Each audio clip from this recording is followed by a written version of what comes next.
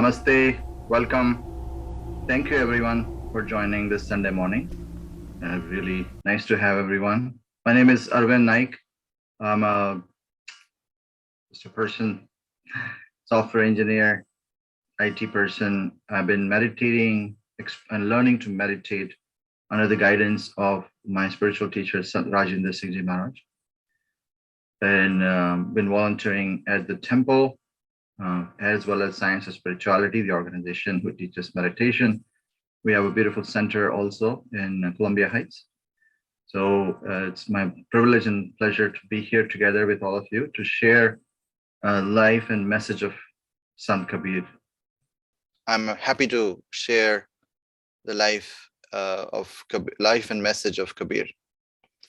So let me share my screen, and then we'll talk through some of the verses.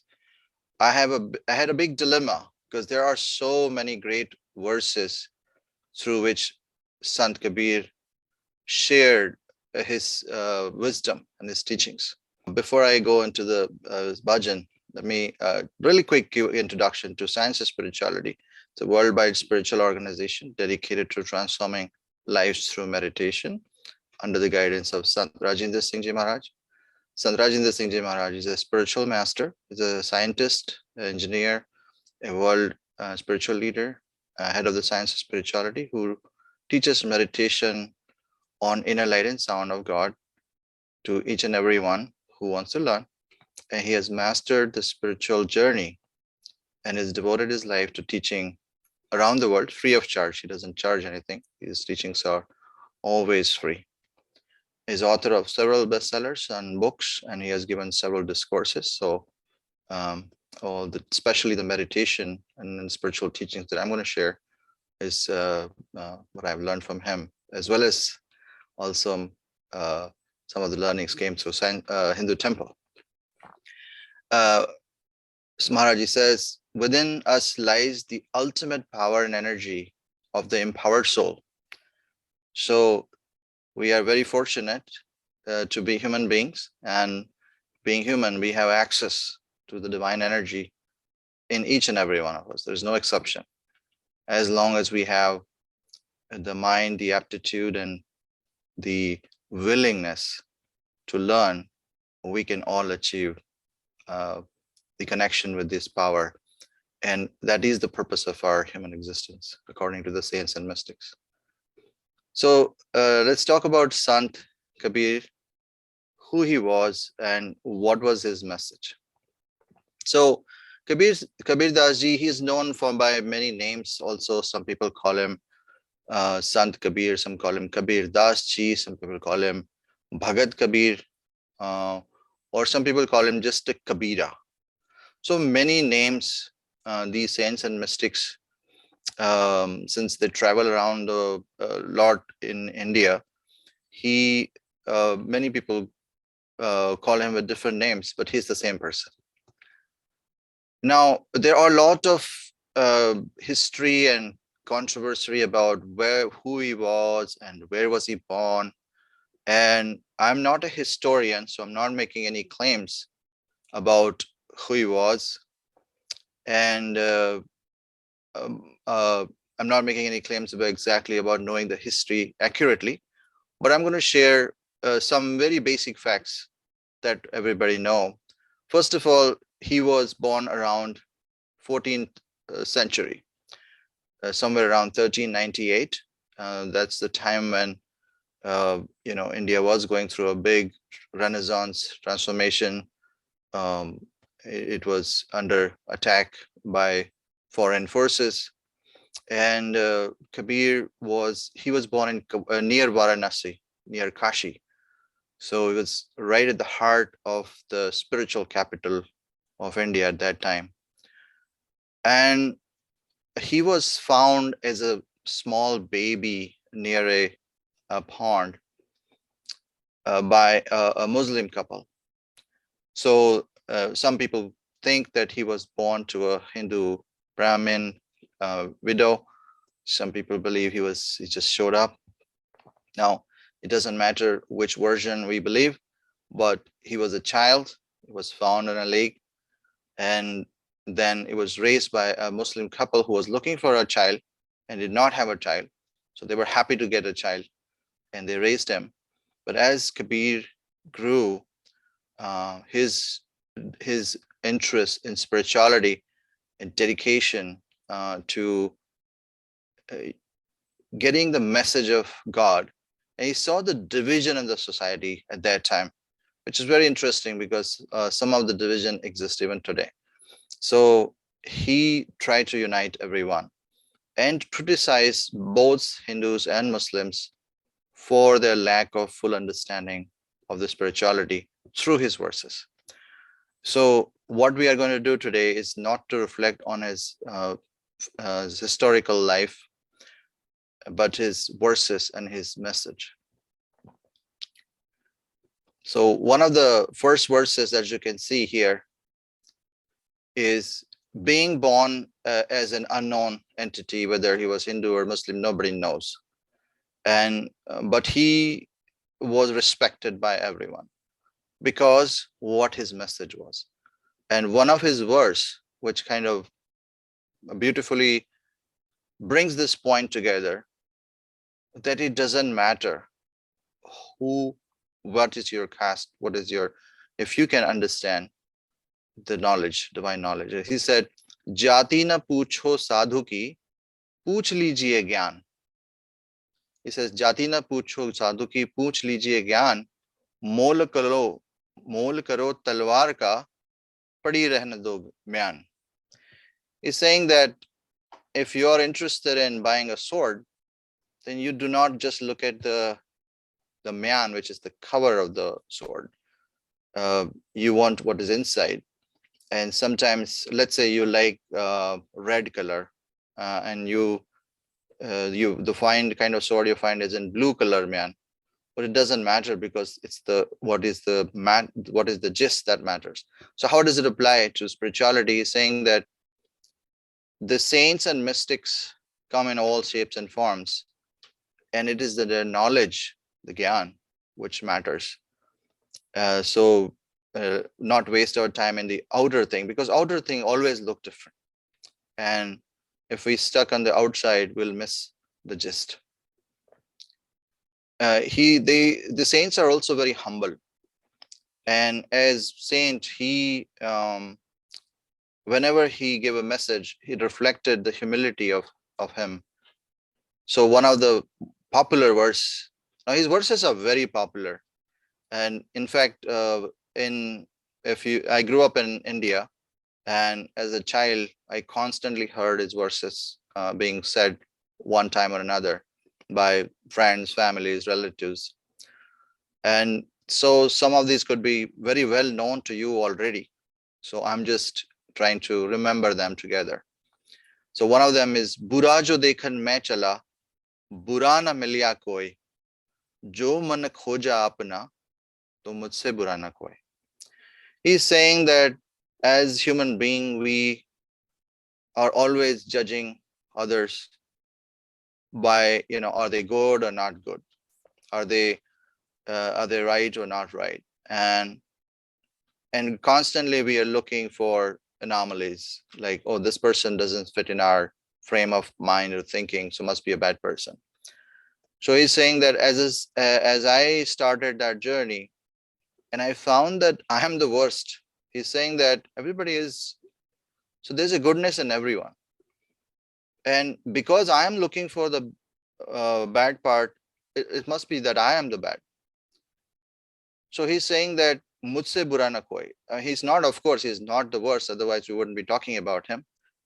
But that shows that the humility of the saints, that if we reflect, we can also find faults in ourselves. If we just look from our vantage point from outside of us, we'll even find fault in ourselves. And therefore, there's no point in wasting our time in finding faults.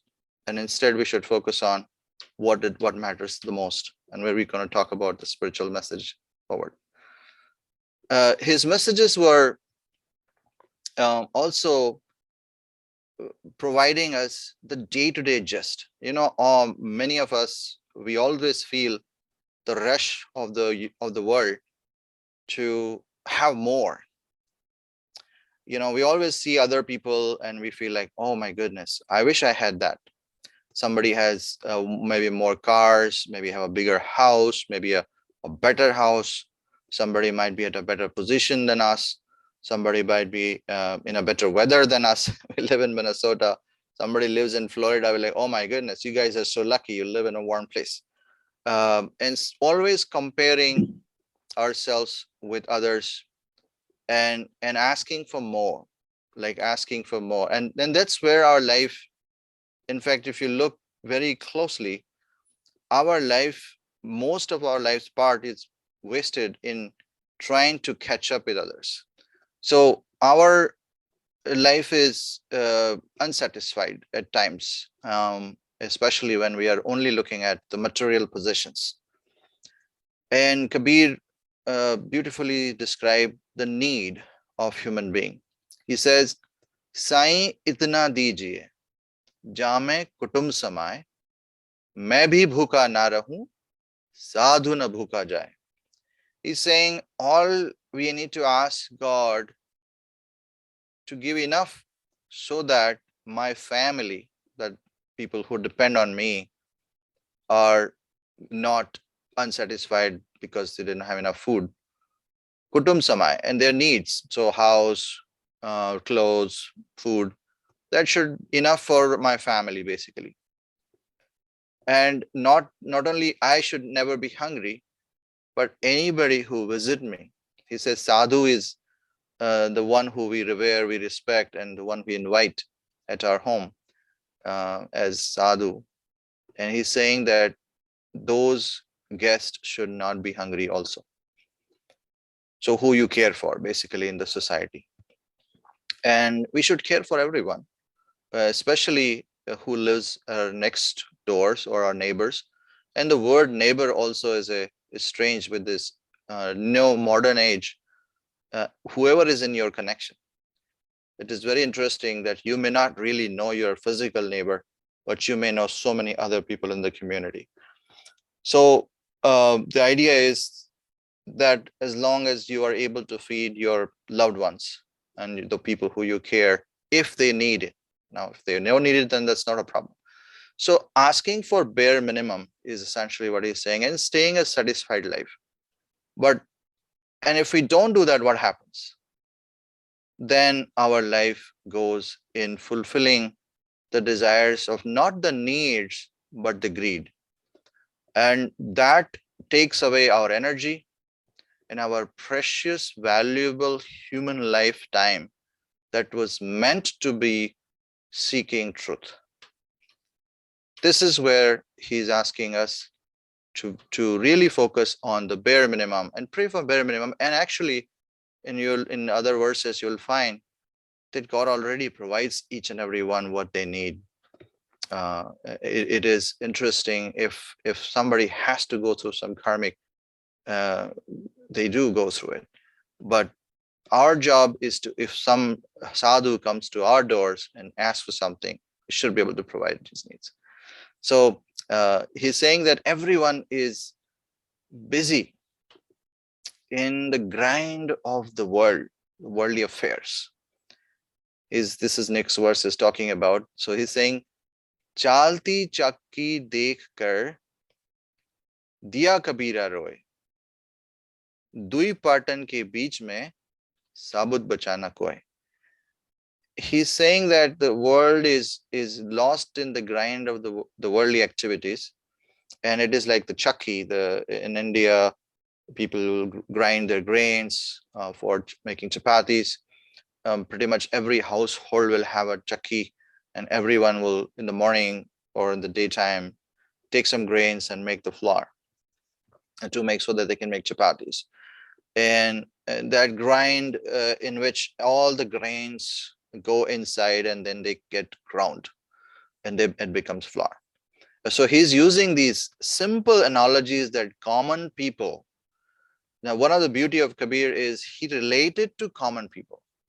Now, obviously, he could have said some big verse like from the scriptures, but one of his soulful messages are to reach out to the common people. not everybody understands Sanskrit, not everybody understands even other languages in which scriptures are written. And so how does people get to that knowledge? And that was also a time when some of the elite people who knew it, they will keep the knowledge to their own elite communities and it will not get out. So Kabir saw this gap and he would use these verses, which are simple in the local language. And, this has been done multiple times also later. For example, Tulsidas ji did the same. He wrote the Ramayana. I think we have been reading about Vibhishan Ramayana, and we have been reading about Ramayana from Tulsidas ji. He also did the same. He also wanted to make sure the message, the divine message, go out to each and every one. And so, like Kabir Das ji, the reason why he wrote in a very local, common language that the local people understood, and they could relate. They could relate to the higher messages. It doesn't have to be a thing like, oh my goodness, this is something for very high class people, and I'm just a commoner. So he wanted to reach out to everyone. Also, similar thing was done by Sant Knaneshwar Maharaj when he wrote Bhagavad Gita in Marathi. So there are many examples like that where the saints did not want the spiritual knowledge to stay in a very limited community.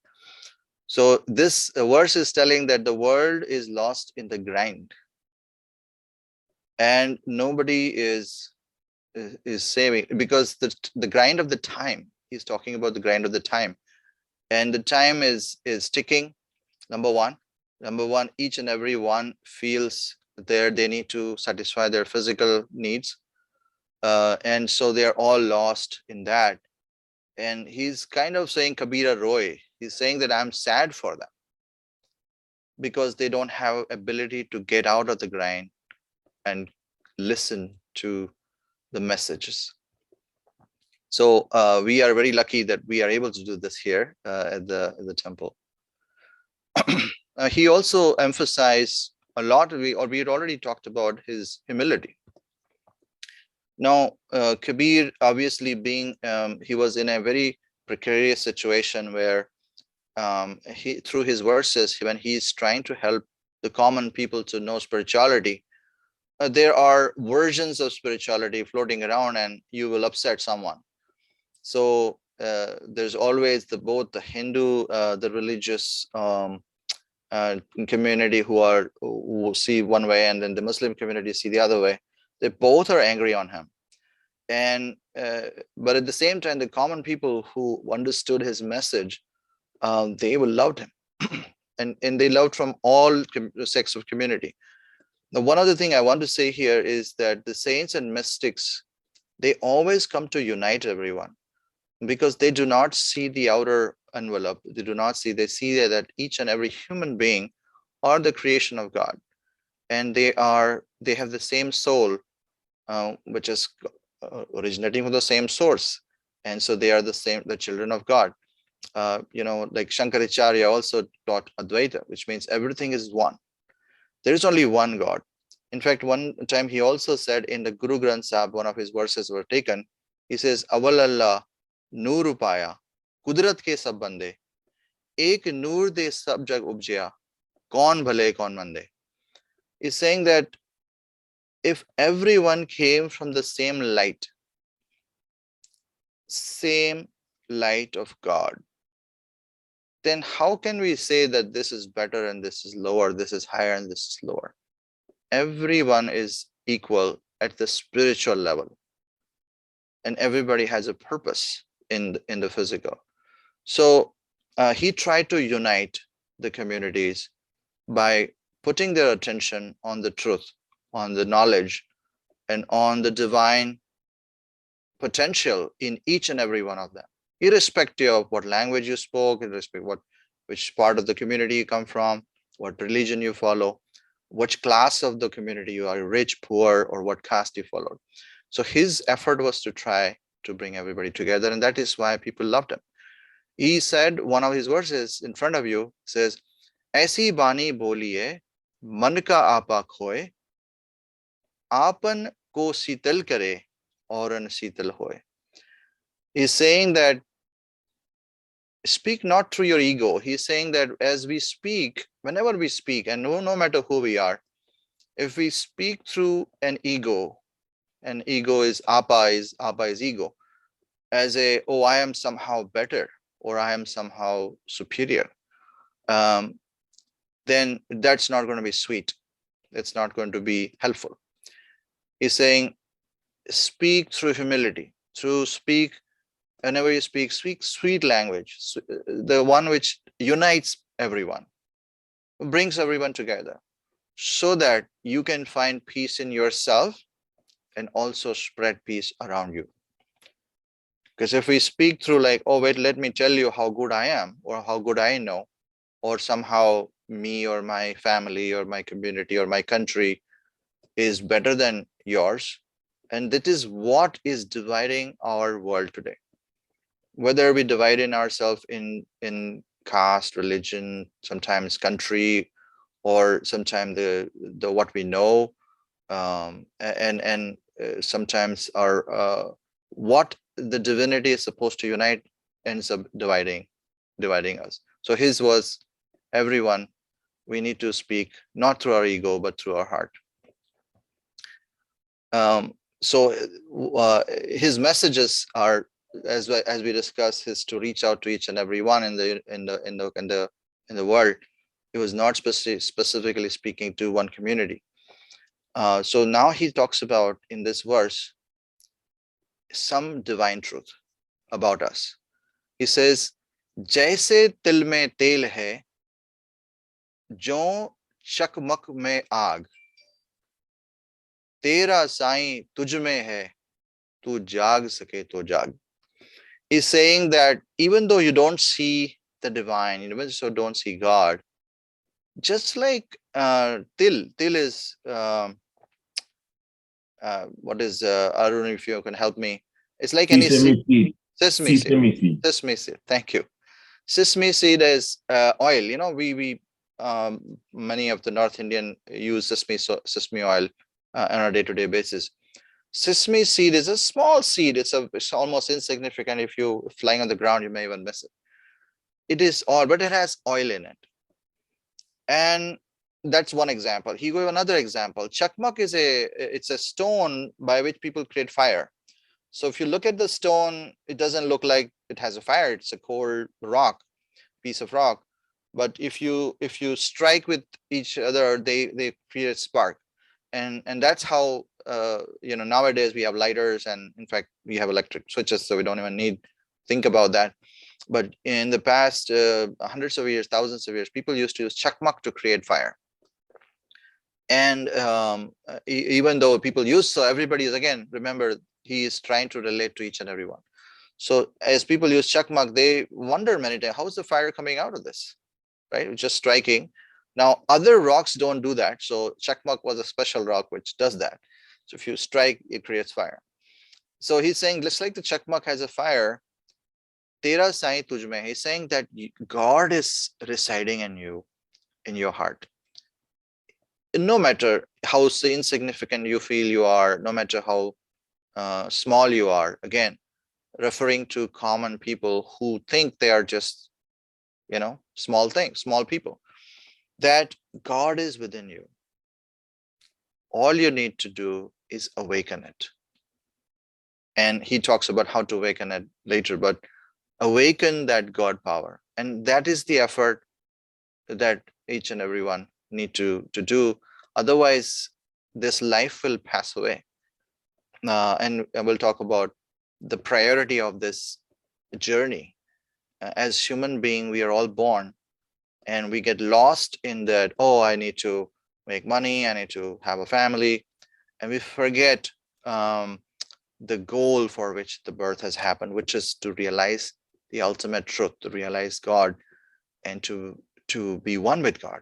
And that is exactly what all the saints and mystics teach us. And I'm using today Sant Kabir's messages, but if you look at all the enlightened beings in the history, they do not come to create sects and religion and community of faith. They come to unite people, and each and every one. But we unfortunately sometimes just look at their outer form and say associate with them, and this is my saint, that is your saint. But the saints themselves don't try to divide. So they are talking about God, and this applies to everyone. And how do you get to God? This verse, which is one of my favorite one. It says, Guru Gobind do khade, kake lagu paye. Bali hari Guru apno, Govind diyo milay. Many times in the society, the spiritual world emphasize on the need of Guru to get to God. And many who seek God sincerely do go get in the feet of the Guru. But many other feel that, well, how God is already there. God is everywhere. So God is already there. It's in my religious place, my temple, it's in my home. Why do I need to go to someone else as a human being to help me reach God when I can access God directly? Why would God not be accessible to me directly? And so this is a dilemma. Even though people want to connect to God, he's saying that, if the Guru and God both are standing in front of you, who would you go first? And he's kind of resolving this mystery question by this verse. He's saying, who do you go first? And obviously, many people who ultimately love God and want to bow down to God will say, I'll bow to God. But he says, no, you would bow down to the Guru. Why? Because through him, you can get to God. Only through him, you can get to God. Guru is the means. And in his life, this is a good time to reflect on his spiritual life, how he found Guru. He was, since he was born in a Muslim family, it was hard for him, people to accept, especially in those who are spiritual community. The majority was from Hindu tradition. So Guru Ramanand Sagar were there, Ramanandji. He had a community of his disciples, and he sought Ramanandji to give him initiation, knowing how knowledgeable he was and how spiritual he was, knowing that he's my Guru. He tried several times, but through his disciples and he could never get through, and he was kicked out many times. So one day he decided to do a trick. He said, okay, how do I get this blessing from this Guru? Because I need a Guru. And so Ramanandji used to walk to the Ganges River for his daily bath. After his, he would get up in the morning before he go to his temple, he'll take a dip in the Ganges. And he used to go to a specific place. He will observe the Guru's path. And one day, in the early morning when it was dark still, he decided to lay down on one of the steps where the Guru walks. And as Guru was walking, he accidentally steps on his head. And as soon as he steps on his head, the Guru realizes, I have stepped on someone. He utters the word Ram, hey Ram. And as soon as he realizes who's this person, Kabira wakes up from that place, gets up from that place and says, thank you. You have hit my head and said the mantra. So now you are my Guru. And Ramanandji realized that the zeal and passion of this disciple to get his initiation. And so that's how his journey started as a spiritual disciple. And from there, he always praised Guru. In fact, as he lived up to 140 years of age. He lived very long. And during his lifetime, many thousands people followed him as Guru himself. And so he basically helped as Guru to many people also. So his teaching is simple, that in order to get to God, you need to bow down to a Guru. Now, how important it is that now many times we feel, yes, when I got old, when I need, when I can't work, I will get to my spiritual journey. But he's through this new verse I'm showing, he's pointing the urgency. He's pointing that how one wastes our life and do not get to our goal. He's saying, Raat gawai soe ke, divas gawaya khai. Hira janam anmol tha, kaudi badle jaye. As we talked about the grind of the world and the worldly activities, we are sleeping in the night and eating in the day. I mean, we are not, I mean, of course, not just eating all day, but we're worried about eating. That's why we work, we go to office because we can get the bread in our table. And then in the night we sleep. He's saying that's how day and night, day and night, day and night are passing away. He's saying the whole birth, the human birth we have, first of all, we don't know how long we're going to live. We may live for, another few weeks, few days, or we may live for a few years. We don't know. So this is a diamond opportunity of seeking truth. And if we do not seek truth, we do not work on that, we do not meditate, we do not go to the Guru, and we do not do the spiritual practices, and we're wasting our precious life at the kaudi. Kaudi means worthless, actually. It is like pennies. So where is diamond? And we are wasting it like pennies. So we are here to achieve the spiritual goal, and so we should take it urgently and spend time. And then he says, Kal kare so aaj kar.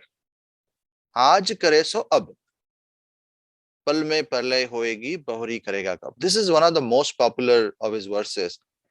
And many people use this for just not procrastinating our day-to-day activities. So if you want to do it, something important, you say, Kal kare so aaj kare so ab means what you're planning to do yesterday, let's do today. If you're planning to do today, let's do it now. That means important things should be done as soon as possible. And we use this verse every time we deal with important things. However, I personally think that this is not meant for just everything day to day. Of course, it is important and we can do that. But the main purpose is to see God. As Shankaracharya said, Bhaja Govindam. To seek God, not tomorrow, not day after tomorrow, not even today, sometime later in the day. Seek now, right now. Ab, present moment. He's reflecting the importance of present moment. And he's saying, being in the present moment, seek God, seek Hari. Because pal mein parle hoegi, bahuri karega kab. So he's saying that in matter of seconds, life could change. And we have seen in this pandemic, we have seen the difficulties our whole planet is going through, our humanity is going through. In matter of seconds, minutes, all of a sudden a healthy person can get COVID. I mean, this is just one example. It can happen in many other ways also.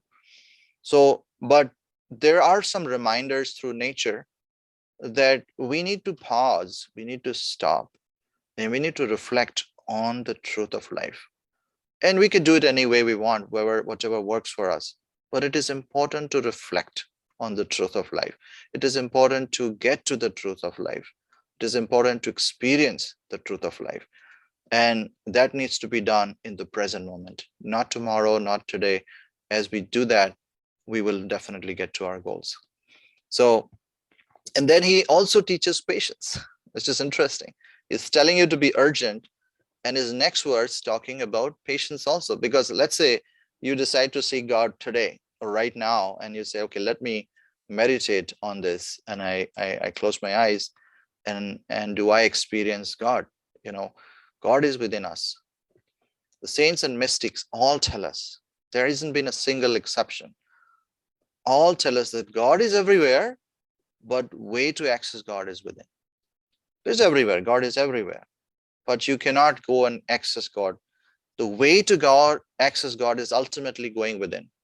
You can have reminders outside. That's why we go to Guru, or we go to the temple, or we go to our religious places, or we read scriptures. And those are important things. But those are reminders to go within.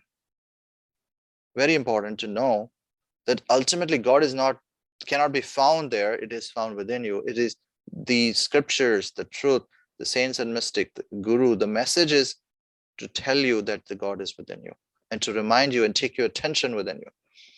But once you realize the truth that by meditating, by going to the guru, I can go within, I can get some help and able to concentrate and overcome the challenges of my mind, overcome the 5 thieves, the 5 non-virtues, Kam, Krodh, Lobh, Mad, Moh. I can overcome those, experience the divine. That's the beginning of the journey. But once you start, it may not happen tomorrow. It may not happen right away. It may take some time. Time factor and patience is necessary. So he says, Dheere dheere re mana, dheere sab kuch hoye. Mali sinche sogara, rituaye phal hoye. He's saying that like the nature, look at the nature. You don't throw seeds and expect the fruits to come tomorrow. You need to put your effort, and all the farmers. See, again, he's referring to common people who are farmers, who are gardeners, who understand the process of putting the seed in the ground and getting the fruit. He's saying like seed thrown in the ground by a gardener takes time, even though the gardener puts, he says, Sogara, he's saying putting water every day, hundreds of days, putting water and maybe putting fertilizer, but patiently waits. And when the right time comes, the ritu hai phal hoye means when the right time comes, the right season comes, the fruit will come. Now, if you don't even put the water and don't even put the seed in the ground, there's no chance of getting fruit, right? So, but just putting the seed and putting the water, sometimes you water it for a couple of days and says, oh, wow, nothing has coming out. So you give up. You'll be wasting the seed, right? So he's reminding that have patience, keep doing what you need to do, keep meditating, and keep going within every day. Just like the Mali puts water every day. You cannot meditate once in a month or whenever there's an important occasion, or when you feel like. It has to be done daily. This is how you make progress, and you may not see the progress every day. And all of a sudden, when the right time comes, and who knows the right time? Only God knows the right time. But we need to put the effort. That is absolutely must. And he says, I think this is one of my final verses, and we talk about meditation later. He's saying, Pehle agan birha ki. So he's saying, okay, what's the secret of getting to God? He's describing this. He's saying, Pehle agan birha ki, pache prem ki pyas. Kahe Kabir tab janiye, naam milan ki aas. Now, many times we get this message that, oh, all I need to do is do my rites and rituals and love God, and I'll get to my goal. And of course, love for God is must. It's a must. And it is embedded in every spiritual tradition, especially in the Hindu tradition. Loving God is the ultimate way to get back to God. But he says, even before you love God, pehle agan birha ki. He says, first you need to feel the pain of separation. Many of the disciples, if you look at their lives, they cried, they were in anguish, they were in pain because they loved God so much and they felt that there is something between us, there's something stopping from them to realizing God. I mean, Mirabai has written a lot on this. She said that if I knew that I'll be crying all of my spiritual life, I would have never recommended anyone to be in this path, because all I'm doing is crying. And but that is the secret. The path to God starts with tears in eyes. Many times we ignore this aspect of spirituality. We kind of say, okay, jump on the logic and the teachings and the intellectual things, and which verse is the better one and which one is the great one, and we get lost, and we do not realize that we need to feel the pain and the separation first. And when you do that, then develops the love and the thirst. Not only we develop love, we develop the thirst. We want to seek God. And if you look at, the saints, like many saints who have described in their poetry this agony, this pain, this birha, the state of separation, feeling separation. And you look at any saint, the like Surdas or Sant Tukaram, and many other saints who constantly talk about, Kabira talks about this feeling, this pain. So if you feel pain and if you feel tears in your eyes, do not take it as, oh, something wrong with me. But that is perfect. That is exactly what we need to grow more. And the more you put for your attention on the God divinity within, the more you go within, the more pain you will feel. And that is what will ultimately feed the water to the seed of spirituality, of knowing God. The seed of water does not need the external water. It needs the water of the tears, is what he's talking about here. So I think I have more verses. I have one more verse I think I forgot.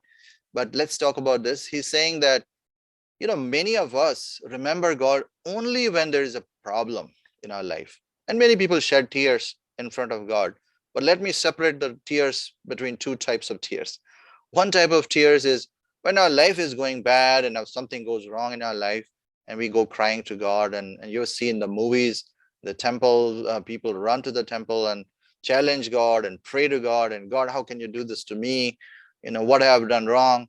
And why is, my family going through this? And we cry. And people, everyone cry for God's help when there is a need, when there's a problem. Dukh mein sumaran sab kare, sukh mein kare na khoye. When everything is going happy, merry, we're having fun in life, we have friends, there's a party, everything is going well, we are healthy. Hey, what is God? Let's talk about it later. Sukh mein kare na khoye.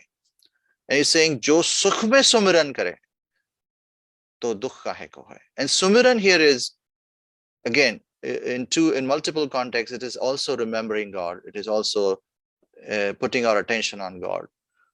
In the Punjabi, there is a saying that Hat karwal, dil yarwal. That means while doing your work, day-to-day work, you can put your attention on God. It is possible to do that. Many times we feel, oh, I have to be in a peaceful corner, I have to be in the temple, I have to be meditating, and I can do that once in a week or once in a month. No, you can do it 24/7. That's what he's saying.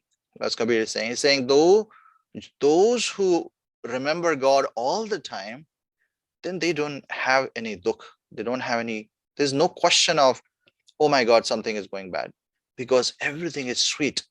And then that's what the saints are telling, that everything is sweet, everything is perfect, everything is going as per his God's will. And so Sumran is to be done 24/7, not just sometimes. So now we are talking to the seekers who already are aligned and want to meditate, but the meditation is, I'm going to share the technique very soon here. There is a technique of meditation through which you can physically sit and experience the light within by following simple instructions. But you may feel like, well, I can do that only 15 minutes a day, 20 minutes a day. I mean, you can't do it all day long, of course, but you can do Simran. That means you can remember God all the time. And that, if you remember God all day, your meditations will be terrific. That's what the saints and mystics tell us. So let us meditate together, because that's kind of the crux of this. Please sit comfortably and relax yourself. I'm going to read the instructions, and please follow as closely as you can. We'll sit for a few minutes, then I'll open up for Q&A after that, or if you want to share anything. I'll start with this quote from Sant Rajendra Singh Ji Maharaj. He says, latent within each person is a spiritual energy that has the power to make us whole. The technique by which we can tap into this latent power is meditation.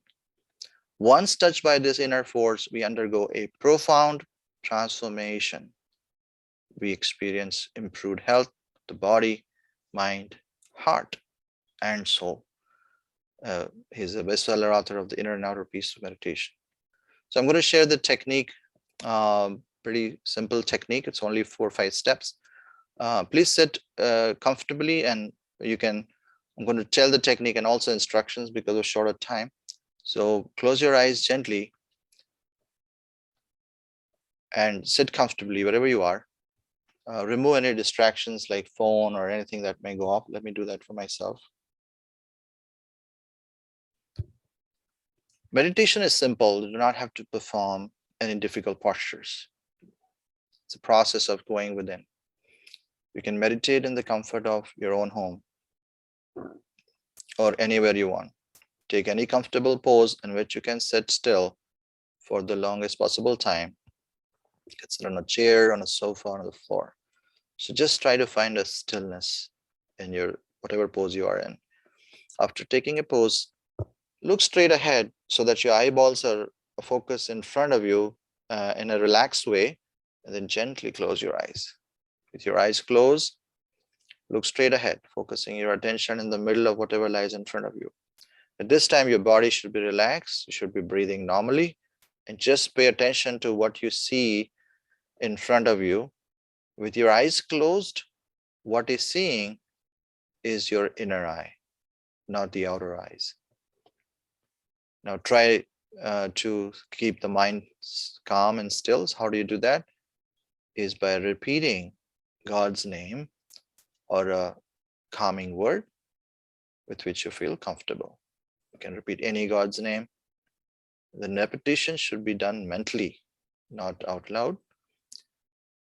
In your mind, gently, slowly repeat God's name without disturbing your inner gaze in front of you. About 8 to 10 inches in front of you, you might see a dark screen. Just focus there while you repeat God's name. If you get any thought or your mind wanders, gently bring the attention back to gazing and continue repeating this calming word. We hope you'll enjoy this sitting. It'll be sitting for 5 to 6 minutes. By sitting in meditation each day, you can experience calm, loving, peaceful state that'll help you, your body, mind, and soul. And I'll get you out of meditation in about 5 to 6 minutes. Thank you.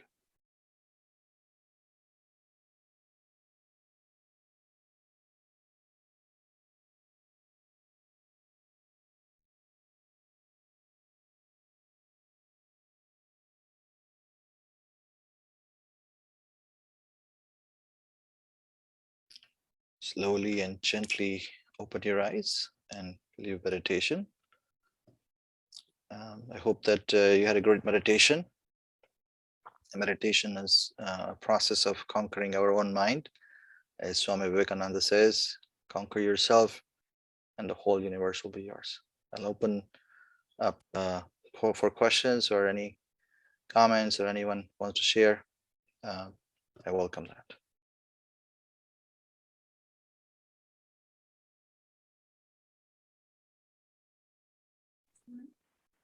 Or any question on meditation technique. How was your meditation? You had any challenge? Any difficulty in practicing meditation technique? I may welcome those questions also.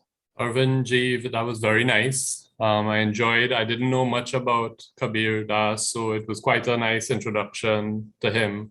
I was just wondering if you knew, especially given his situation, being an adopted child to a Muslim couple, I was wondering how he came, if you know how he came to be so philosophical and so spiritual, if there was something in his life that happened or if it was just natural. Could you let me know? Well, first of all, there are many factors, but there's ultimately one factor, and that is the will of God, right? Sometimes we cannot reason everything, how it happened. Now, very interestingly, at that time, the communities, obviously, the Muslims were migrating from, because of the hundreds of years of the Mughal. So there were a lot of rift in the communities at that time. And while, both spiritual path or religious path had some pluses and minuses, this way I thought God's like figured out like, okay, how do I bring every humanity together? and remove the differences from outside and bind from inside. But he was near Banaras, which is also a spiritual capital of India. And that environment is like his guru was there, Ramananji. And you can imagine all the spiritual masters, like even Shankaracharya visited. And all of the great saints used to visit Banaras, Kashi, known as Kashi. So it is a hotspot of all the conversation. Today, it is like, you can say like California is the hotspot of the tech innovation, right? Everybody who does great things somehow starts from, most of them, I'm not saying everybody, but at least we go to visit and have relationships. So like that, Kashi was the bay of the innovation of the spirituality at that time. And so no surprise that he was in that environment. But it is not a surprise. It's natural. I think it's ultimately I attribute everything to God's will. Whenever there is a rift and tension and something wrong in the society, there is always saints coming to unite. And I think that was God's way of uniting people. And not only that, he traveled around the whole country on foot. Now you can imagine, just like, I always admire Shankaracharya, who traveled in his young age. Kabir also traveled for years, even as he was old. He was traveling constantly, giving the messages. And that's why everybody know him, because it's somewhere in there. I go to India, I live in Madhya Pradesh, and the villages of the MP have stories about him. So how does it happen? Because he must have come in hundreds of years back. There was not the age of internet, social media. But yeah, I think that's I don't know if that satisfies your question yet, but nice way of Yes, looking. thank you very much. Thank you, Rishi. Beautiful. Arvindji, very nice talk. I Thank have you, to Arvind. listen it once more, especially the meditation part. Join your class also. Yes, I do. Thank you for that compliment, Anilji. Meditation is, at least my journey has been through meditation, and I'm happy to share. We take sessions every Wednesday at 6:30 p.m. But Nirav Sheth takes classes also on Saturdays. So you're welcome to join any of those to meditate. And again, the beauty of the meditation is that it can be done along with all the other, thing. It doesn't conflict with our faith, our practices, our religion, and our knowledge seeking. But meditation is the inward journey that we begin. So I hope that I hope to see you more. Namaste, Arvindji. Oh, namaste, Ramji. I didn't know you are here. Nice to see you. It was a very well done, one of the best satsang about Kabir I have heard. In childhood, I have learned the Doha. We used to call Doha, Kabir Doha. Yes, right. And they are still popular message to the common person, philosophical. But your message or his message was great on the time. Yeah. I think that's the greatest lesson we can learn, because time is running away. Bhagwan Mahavir, to his chief disciple, we are talking about 500 BC. Mm-hmm. And he advised, Samyam Goyam, Ma Pramade Gautam. The time is running, time is irreversible. So I think this message to us is really, even today, is important. Absolutely. And message, you say the God is everywhere. Yes, God's name, but also the God's message. The God's message we have to put in our action daily life. That's the really true message. We may not see him or her, whatever you want to give, right? But his or her message lives within every human being, and we have to act accordingly. So very much thank you. Thank you so much, Ramji. And you beautifully said that we can start living the message. And at the right time, as we talked about Kabira's verse, it takes the right time when we'll experience ultimate, the divine experience where we have God in us. That's it. We can experience. But meanwhile, we can spend our life in living those messages that we love ourselves. These messages are so simple that they don't need any complex understanding of any literature or it's their simple language that we can all understand and live. So thank you so much for that summary. You beautifully summarized it.